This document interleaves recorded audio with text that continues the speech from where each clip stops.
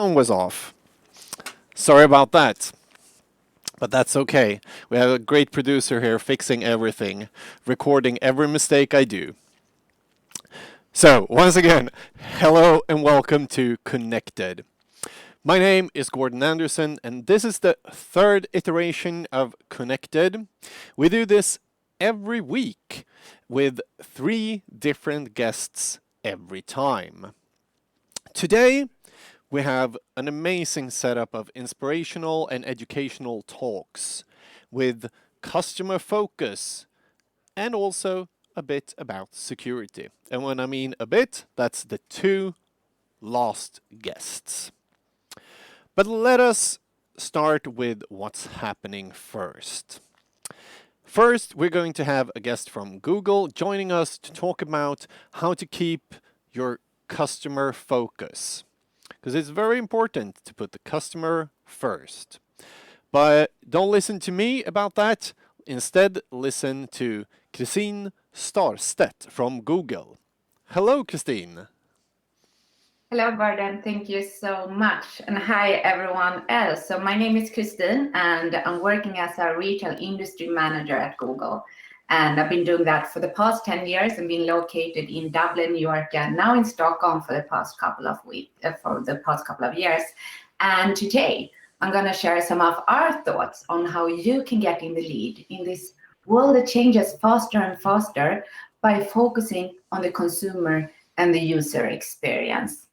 And I'm going to start this off with asking you a few questions here. 3 questions to be exact. And I want you to spend a second to quickly reflect upon each and think about a yes or no answer. So, first question.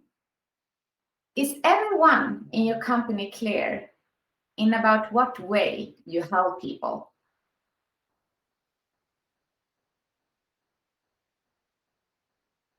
If I would ask 10 random people at your company this question, would I get a fairly consistent answer?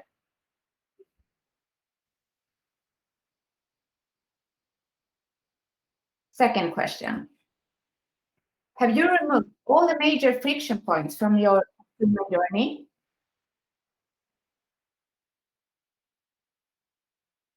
And finally, do you agree that things change?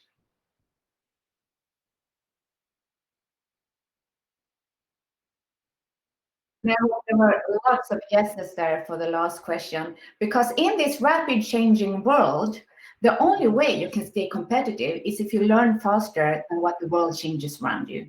And then you need to take these learnings, translate them into relevant innovation.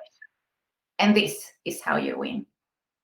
And in order to start managing expectations of consumers, we need to understand their behavior.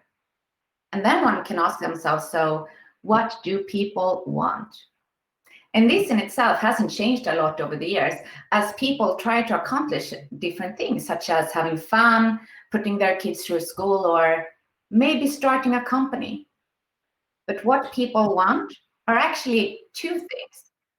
They want to get exactly what they want instantly and effortlessly. And today, a large part of our lives are built around digital and mobile. And we love our devices, of course, but what we really love is the power that these devices gives us. And we expect our needs not only to be met, but to be anticipated. So the very nature of how consumers behave and what they expect has changed. And the consumers today are very curious, much more than ever before. They want advice on the big stuff and the small stuff. And the search term idea has grown 55% on mobile for the past 2 years. Furthermore, the consumers today are very demanding. 1 in 3 actually want personalized recommendations. And the for me searches, like what's the best running shoe for me, have increased over 60% in the past 2 years. And finally, they are very impatient, much more than ever before. When they want something, they want it now. And searches like same-day delivery and same-day shopping have grown by 120% in the past 2 years.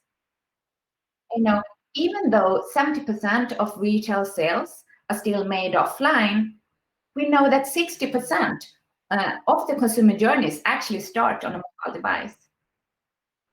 And putting a global lens on this, we see that just last year, 64% of the global e-commerce sales came through a mobile. So having a good mobile experience is crucial. So what do companies need to do then in order to help people get what they want? Well, I'm going to talk about 3 different things you can do today, and I'm going to start with touching base on them here, and I'm going to deep dive into them a little bit. First and foremost, you need to be there. You need to be and show up for when people need help. You need to find these people across all the channels. Secondly, you need to be useful. You need to have the right message delivered to the right person at scale. And third, you need to be quick. Patience is very rare nowadays. So you need to ensure a seamless experience for your consumers at each stage of the consumer journey. So deep diving into each and every of these areas then, the first things first, being there. You need to be where the people are in order to sell your products, right? And this is indifferent if it's in an AR environment or through your phone. And today, we use more and more devices all the time. And devices can be compared a little bit to light bulbs back in the days. In the beginning, you knew exactly how many light bulbs you would have at home if you had 1 or 3, for example. Nowadays, you have no idea. You just know they're everywhere in your home and they're crucial for light. And we believe it's the same thing with connected devices. Today, we have about 3.5 devices per person, and within 3 years, it's going to be 26. So you need to be where your consumers are. You need to test new technology before your competitors do, You need to do it faster in order to understand what the tech can and cannot do for you. And now talking about convenience, and this is by far the most important part, the mobile experience. And I'm going to give you some examples of how important this is. Sportsmaster is an indoors and outdoors training equipment company in Denmark, and they were named the leading omnichannel retailer in Denmark in 2018. Once they applied an omnichannel approach to the business, can you imagine how much more they value the omnichannel consumers than the single channel users? They value them 42% more. And they realized that their mobile return on investment was 3 times higher than previously thought. And some examples of the changes that they made was to assure that their online website and campaigns also drove offline traffic. So they changed the ad messaging to buy online or in a store near you. Also, they merged online and offline further by activating click to collect. So they had buy online, you can pick up in store. And the many changes they did contributed to a 20% year-on-year growth in omnichannel revenue in a highly competitive market visit, which is very impressive. So I want you to remember this. Consumers today have far more than one store to choose from. They have multiple options, both online and offline. And to give you a very practical example, say that you're downtown looking around to buy a new hairdryer because your old one is broken. Today, you can search for a hairdryer on your mobile phone and get information saying that the closest store selling this exact model you're interested in is just 250 meters away, and they have it in stock. So this means great potential advantage for actors with either large distribution networks or a large digital presence. And hence, it's crucial to be there and provide an omnichannel experience. So being there starts with working mobile first. Second area, continue to be useful. It's very difficult to be relevant if you have a one-size-fits-all approach. In order to be relevant, you need to get personal. To get personal, you need to activate data. And you activate data in order to make something better for people. One example I often use here is when I'm looking to buy running shoes. When looking around online, why would I like to see running shoes all over the internet that is not my size? I mean, really, why would I want that? I just want to see female running shoes size 38. So the job of an e-tailer is not to externalize the whole warehouse. The job of an e-tailer should be to provide me with the right product for me. And remember this, you're not only competing within the retail industry, you're competing with the best user experiences people ever had, the Uber and the Airbnbs of this world. So ask yourself this, is this really what your consumer wants? So how are leading advertisers making this shift? Well, there's actually a playbook that companies like Airbnb follow in order to integrate their business KPIs and customer lifetime values into the marketing strategy. And there are 5 steps at the core of this shift. First, you need to find a sponsor and bring the right stakeholders together. Then you need to organize and segment your data for insights. Then you need to bring this data into your digital media platforms and activate your key segments, and then continue to experiment to push your customer lifetime value higher and higher. So being relevant and useful starts by activating your data, such as CRM data or third-party data. And the third area then, you have to be quick and make it easy and convenient to shop. If a client tried to enter your store, but something was blocking the door, so you had to push it really, really hard to get it open, you would hurry up there to remove it. Otherwise, people would just continue to the store next door. And of course, the same thing goes for mobile. Did you know that 53% of website visitors will actually leave a web page if it takes longer than 3 seconds to load. And while waiting for that site to load, your pulse actually increases so much, so it's comparable to watching a horror movie. And this is not the type of consumer experience that you want to provide to your consumers and someone that's willing to buy from you. So don't underestimate your mobile presence. And remember, it's no reason for your mobile site to have a worse conversion rate than your website.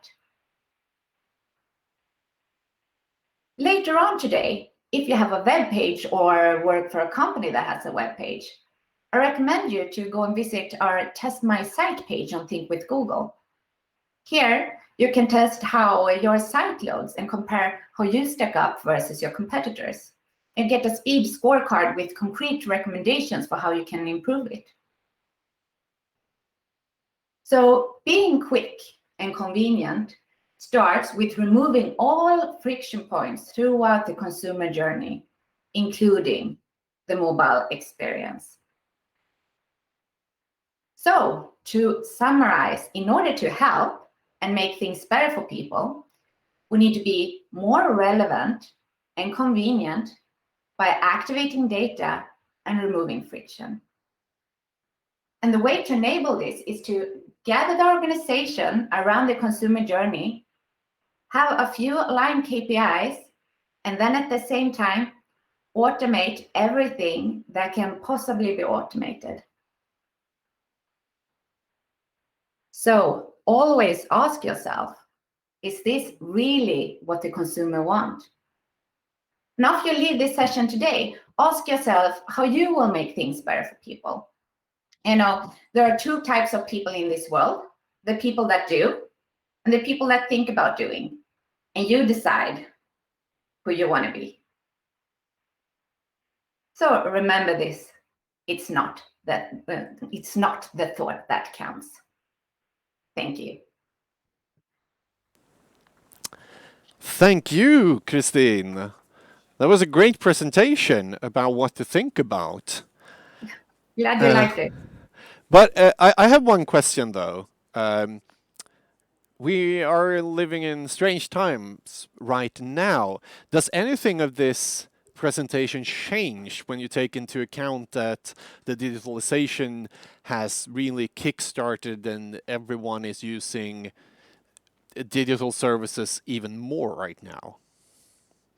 Yeah, I would say with the current situation we're in, it's definitely correct as you say that the digitalization is speeding up and everything is going faster and faster.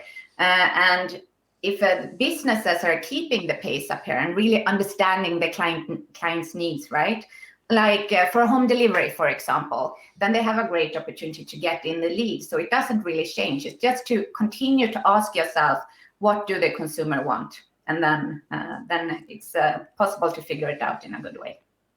So it's just that it's even more important maybe right now. Yeah, and I think many companies, it's very easy to all of a sudden understand the consumer in a different way as well, at least in those in the most urgent needs like home delivery, for example. Yeah, because you can really see what are the important things in a digital world right now when everyone is trying to get digital. It's quite quickly goes, okay, home delivery of things you didn't even think about needed home delivery, and like you really see what people need right now. Yeah, exactly, and it gets quite obvious if the audience and the consumer want something different. So I think it's really important just to have an open air for what's going on. Okay, thank you very much for joining us here and Connected, Christine, and have a great weekend now. Thank Same you. to you. And everyone who is watching, we're going to have a small break in a couple of minutes, and then we're going to be joined by Andreas Lantz from Dustin, who's going to talk about how to identify security threats, what to do about them, and what are the big challenges and threats today. So we'll be back in about 3 minutes. Stay tuned.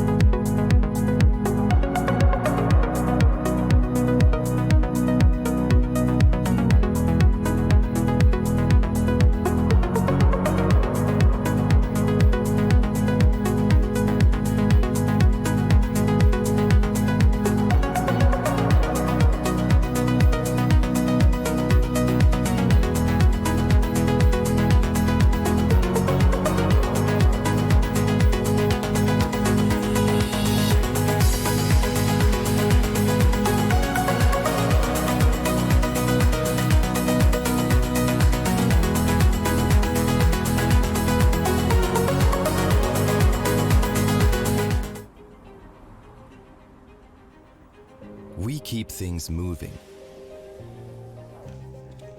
We keep things flexible. We keep things growing. We keep things developing. We keep things safe. We keep things connected, protected, in line, on time, and online. We keep things social. We keep things interesting. Sometimes maybe too interesting. We keep things simple. We keep things steady. We provide you with the right IT solution at the right time, at the right price, with one purpose: to keep things moving.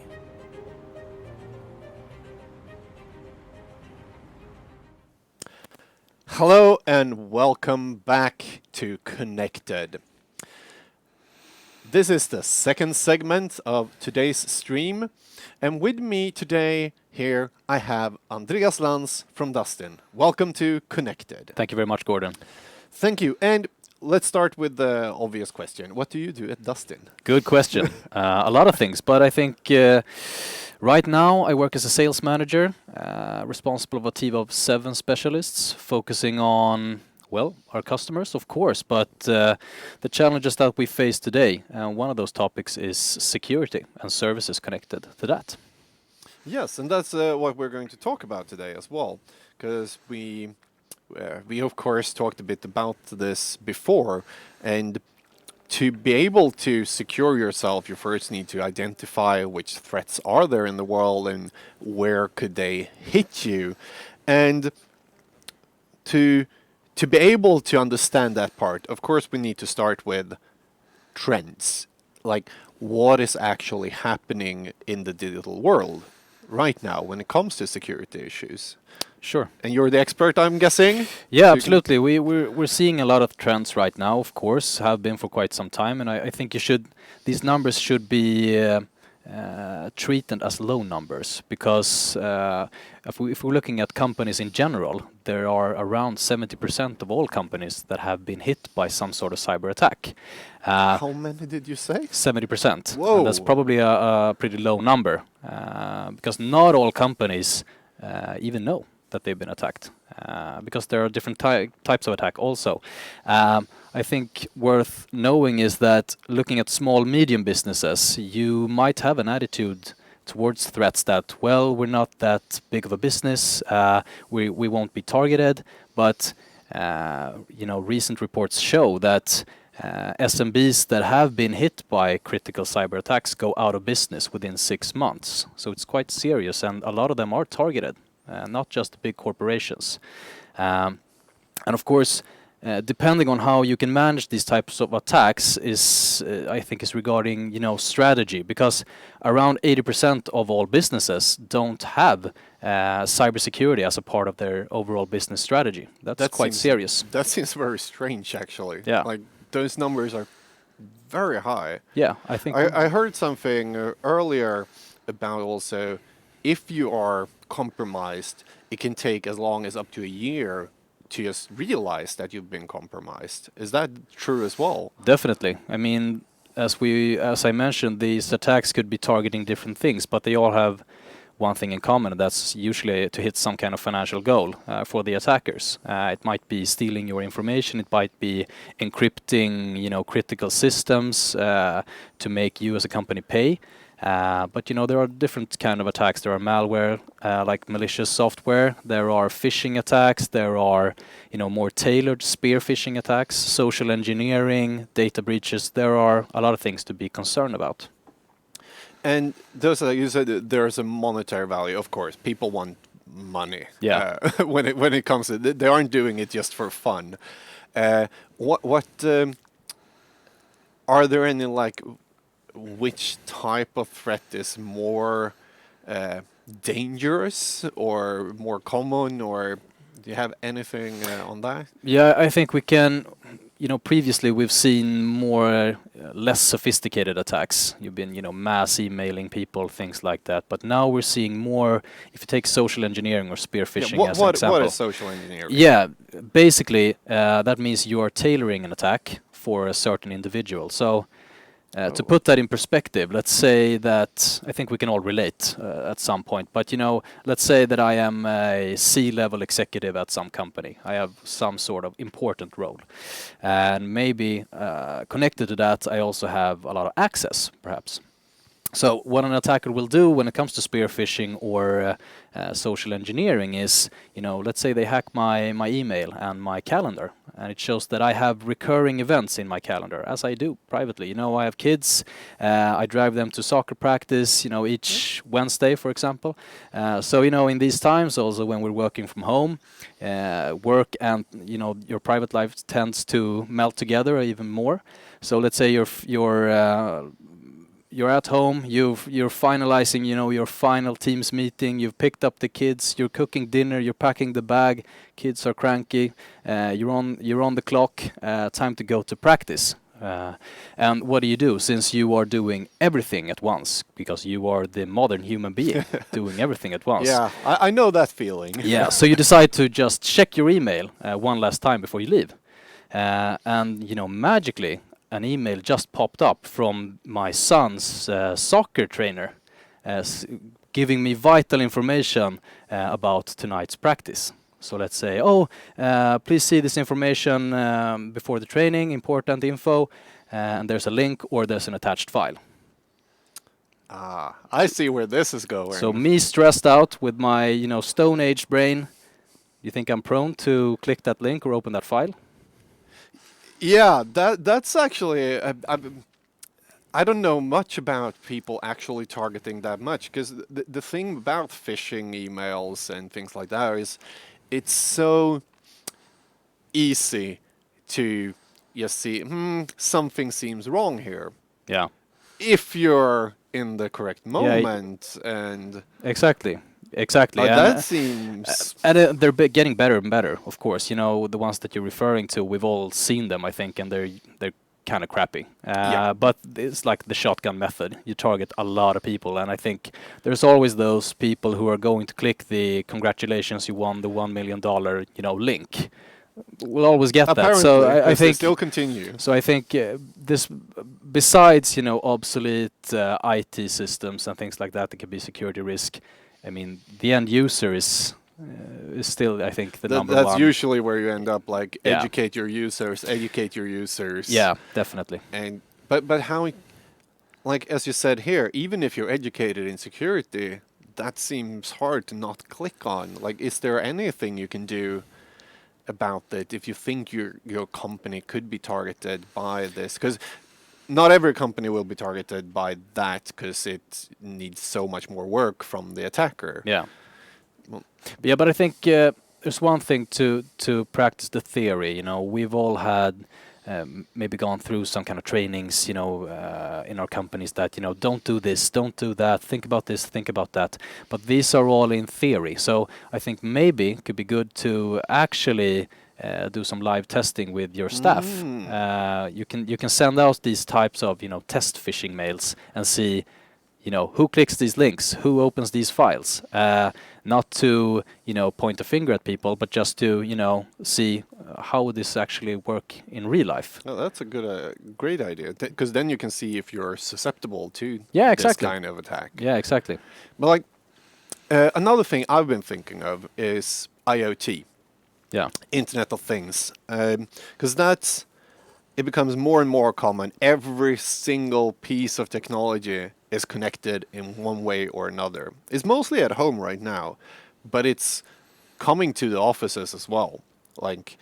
At home you can have a smart dishwasher and whatever. Yeah. That's not an office thing and work thing, but still we are seeing smart lamps, one of the most common things. And can we see any things there where most companies do think about security in IoT or not? And do they have control over what people install smart things? Right, yeah, because that's a massive challenge, of course. I think within, I'm not sure about the time frame, but in a relatively short time frame, we'll be looking at 24 billion, connected devices worldwide. And these are not all standardized. They are not, that easily controlled by an IT department, they can provide us with huge benefits, both in our personal lives, but also in our work lives, of course. And these items tend to have less sophisticated security, but they are still part of our company network. So meaning that this is quite a large risk. But how can you find that risk? Like, it's not even clear maybe the IT department knows of those connected devices, or maybe they do. How can they find them if they're connected on the... Yeah, definitely. I think you need to. There are multiple things addressed to security, but I think working with layering is one thing. To not have access to everything, and everything shouldn't be connected to everything. So let's say you have some sort of jewelry or something that are an expensive watch or whatever you want to protect. You don't just leave it out on the table. You probably will put it in some kind of locked box. You put that box in a locked chest. You put that chest in a locked room. That locked room is a part of a big castle. The castle has walls, etc. So you want to make it harder for the attacker to, if you breach one door or one area, you're not automatically susceptible to everything. So multiple walls. Is it easy to find which wall or lock is more susceptible to breaking or not in your IT infrastructure? I think what we see is that people are targeted more and more rather than, I think, systems, because systems become secondary when it comes to that. Because if you have as the example I told earlier, with the C-level executive, chances are that they have large amounts of access. So if you acquire that access, say you hack my email, and connected to my email, I have all my other passwords and etc. Somewhere in my email. Well, then you just open the big door. Everything. Yeah, and then you have access to systems. So it's not. I don't think it's always related to breaking into the system. It's more like getting access to the system. It's not like a movie. That's Right. what you're trying to say. No, it's not the cool hacker Breaking Yeah, the exactly. virtual wall and the next wall. Exactly. And then just, Exactly. I'm in. Yeah. Okay. Yeah. Not as cool, but more dangerous then. Yeah. Yeah. But so, what approach should one have to be able to protect oneself from all this? Like, is there any tips you can give on where to start or how to think about this? Yeah, yeah. Well, there are multiple things to take in consideration, of course, but let's say, IT security today is kind of like your modern car. You have a lot of safety systems. You have your lane assist, you have automatic brake systems, you have even your windshield wipers, etc. Things that are and should be automated. They support you in driving the car. And it should be like that with IT security as well. A lot of things should be automized. They should be easy. They should help you. But does that mean that you can get in the back seat and not drive the car? Not really. You still need to have, your hands on the steering wheel. You might have to, hit the brakes from time to time. Yeah, like even with the new cars that get automatic driving. Yeah, exactly. You are still supposed to actually control it. Yeah, definitely. So there are a lot of things. How is that insecure? How do you connect those? Yeah, but I think one thing that you mentioned earlier when it comes to not being aware of being attacked. Yep. So a lot of these systems can help you detect. So detection is one thing, and maybe have some sort of call to action that is automated, but you are still, as I said, required to drive the car. So you need to go from being reactive and complacent to proactive when it comes to security. Like when you said, like faking a phishing mail. Yeah. That's a very active, proactive, trying out, seeing what could. Definitely. Like I know some companies who hire hackers to try to hack themselves. Is that a good solution as well, maybe? To see where do you have holes, or is that more for bigger... It could be. I think if you are in need of that particular service. But I think there's a lot of things, easy things that many companies can do that have also relatively low user impact, because you don't want to annoy all the employees, for nothing. So there are a lot of things you can do just to, get up to speed. But I would say step one is to start to think about, okay, what is it that I want to protect? What's important? Okay, and how am I protecting that? Do I have, the necessary knowledge, the necessary tools? Do I have the capacity, the people, to make sure that I'm protecting this in the right way? So I think that's step one. Do you have a step two then? When you know, okay, this data here is what makes or break our company. Like Yeah. if this comes out. Yeah, definitely. I think if you're not, there are different assessments you can do. I mean, you want to get a snapshot of where you are today, right? So, defining the goals, defining what's important, step one. But then, okay, how do we get the full picture? So there are multiple, security assessments that you can either do yourself or take some kind of partner to help you with to get a snapshot. And also, all right, these are your red flags. These should be fixed, but maybe not right now, but in the future. Put these different tasks, address them to actions, and get a roadmap of, all right, these are the 5 things that should be our top priority, and start working that list to make sure that you get up to speed with whatever you need. Actually going in with almost like a checklist and seeing this thing, this thing, this thing, this thing. Okay, we're this good at that, but not as good as this, and like getting almost a scorecard. Definitely, yeah, exactly. And is that something you easily can do? Is there like a checklist you can download, or how do you? Yeah, there are multiple or tools. is it go to a partner who specializes in it? What? I would say both.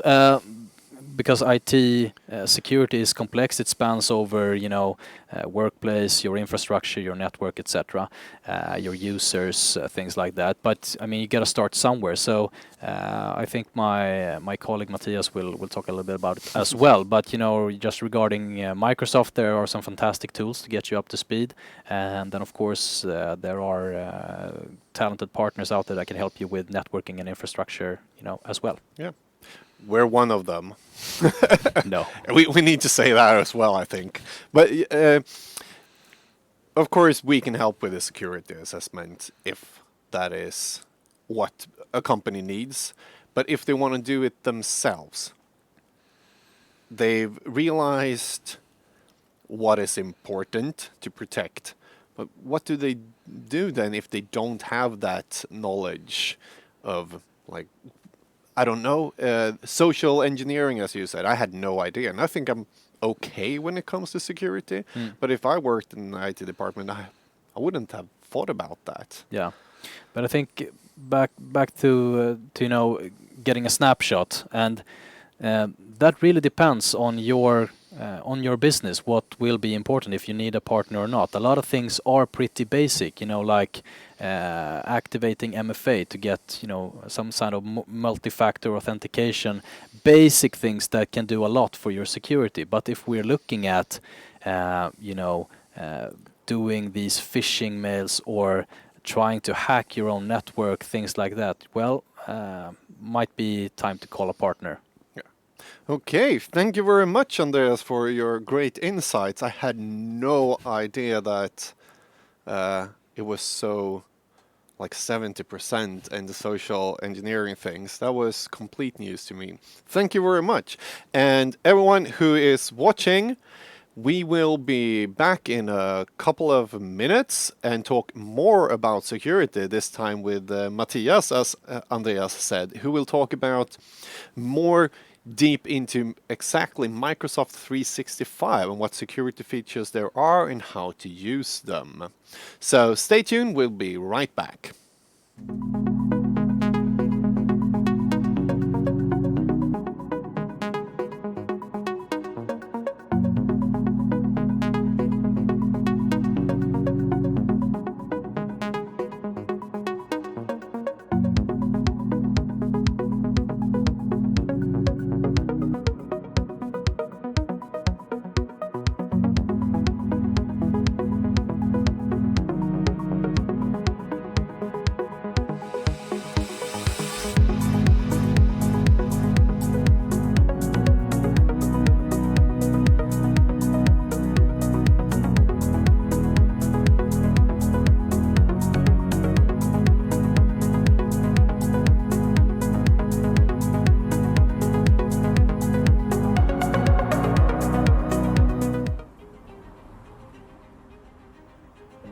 keep things moving. We keep things flexible. We keep things growing. We keep things developing. We keep things safe. We keep things connected, protected, in line, on time, and online. We keep things social.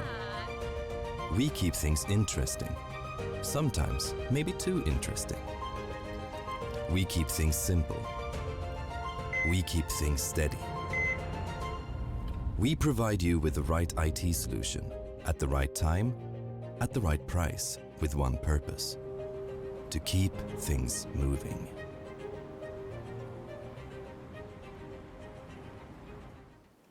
Hi and welcome back to Connected. I'm still Gordon Anderson, and this guy here, if you've followed Connected, you know who it is. It's Matthias Törnblom, who joined us the first week. Yep, first week. First week of Connected and now back. Yeah. What did we talk about then? What was it? We talked about a lot of things. We talked about the change in security and Change, bottlenecks. the bottlenecks of and infrastructure. Yeah. So then you were the infrastructure specialist. Yeah. And now we're going to focus on the security part, because we touched it then and said you'll be back to talk more about Yep. it.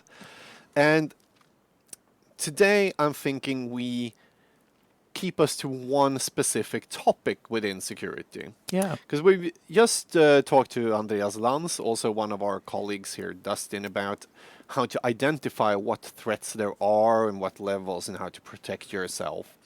But we didn't go into the nitty-gritty of exactly how to do it. And then I think that's what we should do instead. Yeah. How do you protect yourself? But we're also going to focus, as the headline for everyone who is tuned in have seen, Microsoft 365. Yep. Because that's something that's close to your heart. It is, or all cloud services. But as we said, security is so massive, and we heard Andreas talk about it, and all the ways and the and how we have this posture, our security posture that we have is depending on the equipment, network, or Microsoft, or Google, whatever. We need to look at it different ways and how to do it, but we need to have a plan. And I think you mentioned it. It all starts by educating the users. Yeah. But we all have this, and I would form security in different areas, and why Microsoft 365 is a good match for your security when it comes to this digitalization or industrialization of IT, whatever you will call it. But you have users, the identity, you, and then we have your device. Then we have the data, and obviously we have some apps as well. So if you talk to these four major grounds or islands. Could you call them layers, maybe? No, you can say layers. Infrastructure and then the device and the user. Yeah, it's almost apps and data. You could say layers, but I would call them even islands because identity in itself is so massive. I was listening to your conversation just earlier, and this phishing attack, and you started getting these email. Email is so intrusive in our lives that we don't see what is good or bad, and more than 80% is just crap. I'm not sure I'm allowed to say that, but it's really bad emails going around, and in that ocean there is obviously someone doing something with you. And if you leave some social things out, and obviously there is list you can buy for just $100, you can get a list of how many users do you want, like 400,000 users with their email and passwords, and you start poking around. So identity in itself is so critical to manage because that gives you access to the application. It gives access to that data. It gives access whatever to your home security systems. But to go into identity is a thing you really need to think about. Yeah, and what do you do? Yeah, what do you do? For me, I enabled multi-factor authentication on all of my accounts because that's how important it is. Is that something you should like make all your employees have without a doubt in a company? If you would just listen to me for 4 seconds, yeah, do. That would be the essence of everything.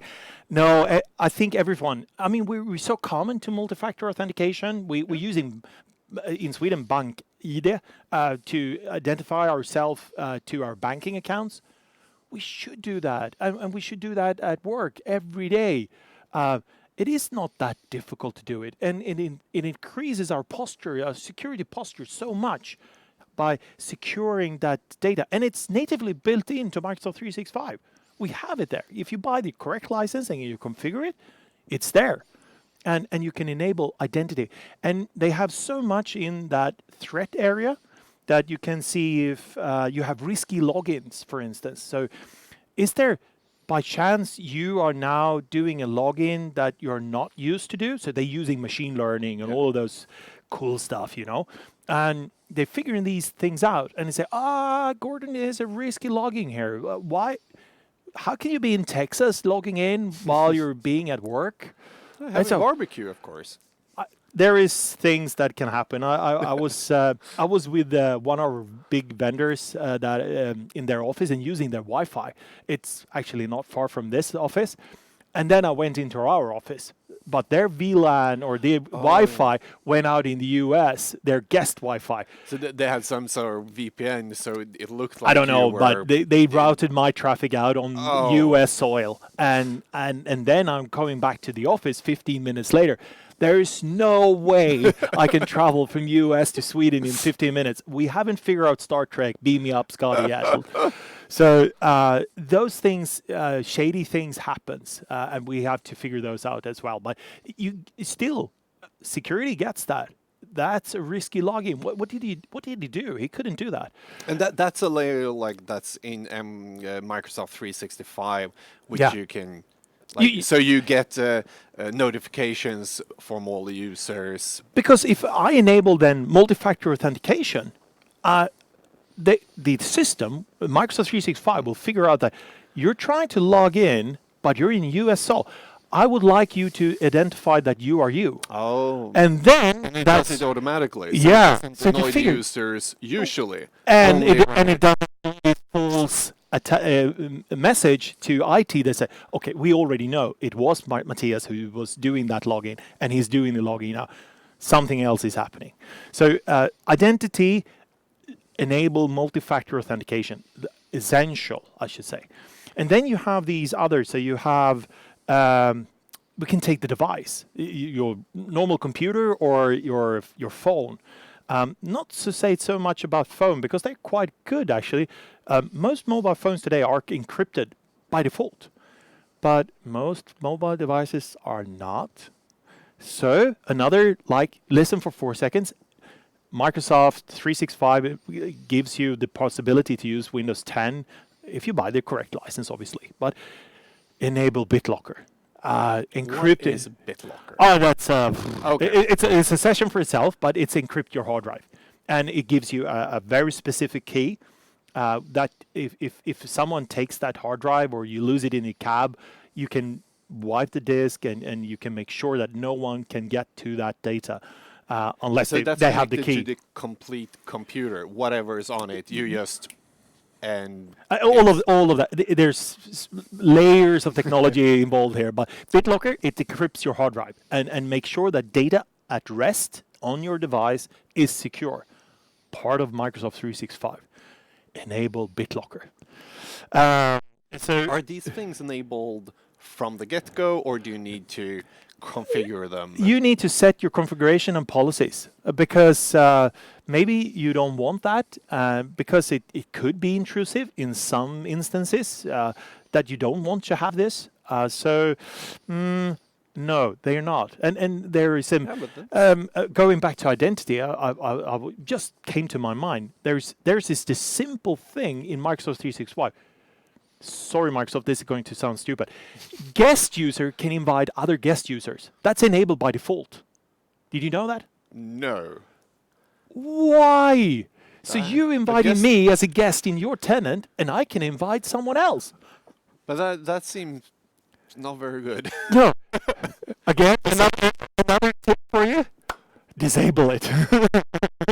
Okay, so at least you can disable it. Yeah, so now we have 4 things: multi-factor Yeah. authentication, enable BitLocker, and then and do take away guest inviting other guests. That's a good one. That seems really good. That's identity and device. Then we have data. Data. Data.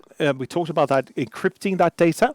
But talking about data, we have documents, for instance, built in Microsoft 365. We have manual or automatically, if you buy the correct license, classification of what is your security of that document. So document security. So you get a label that is confidential or whatever you have, and that stays with that document. So even when that data is moving, so if I put that on a USB stick and give it to you, maybe you can't open it, depending on whatever security settings I've set. And it's almost like this. What is his name? Where the documentation burns up. In Mission Impossible. Classic. The first series, the black and white one. Go and watch it if you haven't seen it. So the document can actually burn if they're not contact with internet or anything like that. So even if you put that document onto that USB stick and you give it away, and like say 10 days, if it hasn't been accessed in 10 days, you can't access that document. It's burned. And that goes with like whatever you do with it automatically. If I email follows the document. or if I... This is a function I think I know about. Let's see if I'm correct here. If I try to email that document to an address that is maybe not in the company, Yep. do Microsoft 365 automatically stop me from emailing that? Depending on your configuration and policies, yes. So you can see. That's a function I think is... Yeah, and it's really good because you can even track it. We get geo data all the time from devices and everything and Wi-Fi networks. So we can actually follow this document. So even if you travel with this document, we can see that you open it in the US. So you can really see where all of your documents is. And if there's a closed group, say this is confidential document, we can label it and say it's only you and me. So we can't send it to any of our colleagues. So even if you try, you can't. And you can't copy. Obviously, there is always way to go around this. You can give it a photo with your cell phone. So so we can again, we secure the device with BitLocker and data at rest. And now we're securing data at movement, so in transit. Like data level instead of device level. So we have all these functions. And then for the last part, which is applications. So you might have this, say, web application that is old legacy, but you want to enable all your salespeople to access it, but it's only username and password. And you would really like to have that in multi-factor authentication. Microsoft 365 that can do that for you. It actually acts like a proxy, so like a hidden wall between that and your web application. And it's... So if you have the web application on your own server, because it's legacy... Legacy is really in your back office. Yeah.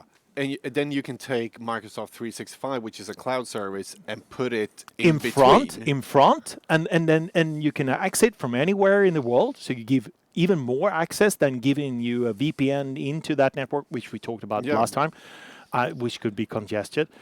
So we can now access this front door, and that can give you multi-factor authentication, your identity, while you're trying to access the application. That's one way. Or if you do using your personal cell phone or your personal laptop and trying to access say mail, your regular mail, your work mail, we might not want you to be able to save copies of your mails onto your personal device. So we can set up a policy that you're trying to access mail, and you can download those mail to your device. So we can keep security in all of these 4 pieces. How hard is it if for those viewers who are already they have Microsoft 365, they have licenses for this. How hard is it to really get into the nitty-gritty of all the security functions and learn about what the possibilities are? Because I'm guessing not everyone is completely fully understood with exactly what you can do in it. So There is where do true. you start? How do you See, easy. I think you asked Andreas about, is there a checklist? yeah, exactly. And I can say there is. It is. Perfect. So you go to security.microsoft.com, and what you will end up is a portal. And if you do, you can either click into, what is it, your left, to security score, or you can say security.microsoft.com/security score, and you will end up in the exact correct location from the beginning. And Microsoft will give you a list of things you can do with steps that you can increase your security posture.